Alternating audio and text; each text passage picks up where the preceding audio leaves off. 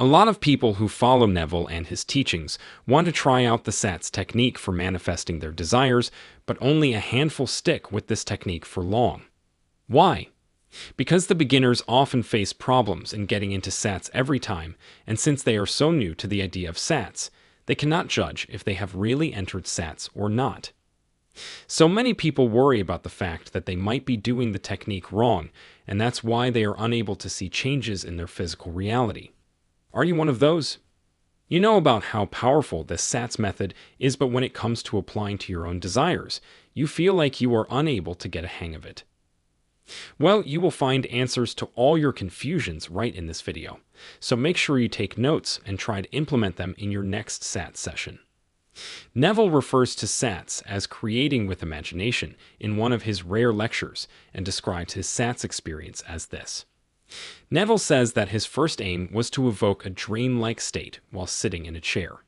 He says that the reason for doing so is inspired by this quote from the Bible. In a dream, in the vision of the night, when deep sleep falleth on men, in slumberings upon the bed, then he opens the ears of men and seals the instructions. Neville describes that this dream-like state is a fine balance between wakefulness and sleeping. If you are not drowsy enough, you won't be able to fully relax and get into that state. However, if you go all the way in, you risk going to sleep without imagining your desire. So this dream-like state borders on the edges of sleep, but it is not sleep.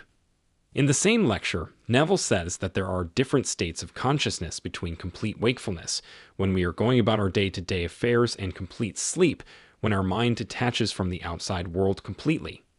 Between one of these states is what Neville calls state akin to sleep.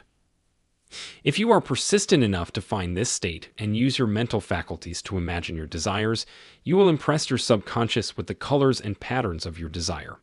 Since your subconscious is always trying to match your outer reality with inner states, it will start working on making your impressed desire a reality.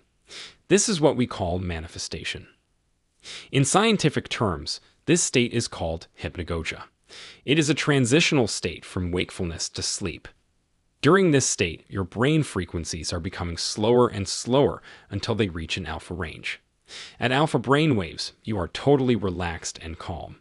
An alpha state can also be induced as a result of taking multiple deep breaths or via a session of meditation.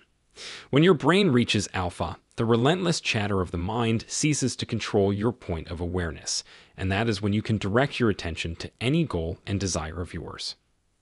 You must have heard, where the focus goes, energy flows. So all SATS is trying to do is to help you focus your maximum attention and energy on your desire without being distracted by mind chatter or outside noise. And if you succeed in keeping your attention at your desire for a while, you have done your part in manifesting. So to enter SATS, all you have to do is lie down at a comfortable place and pretend as if you are sleeping. During this time, you have to keep your attention on the darkness you encounter after closing your eyes.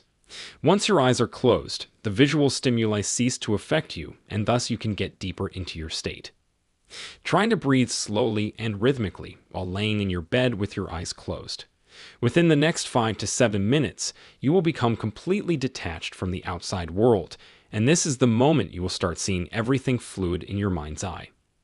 The actual reality starts mixing with your imagination, and this state is an indication that you are about to enter SATS any moment.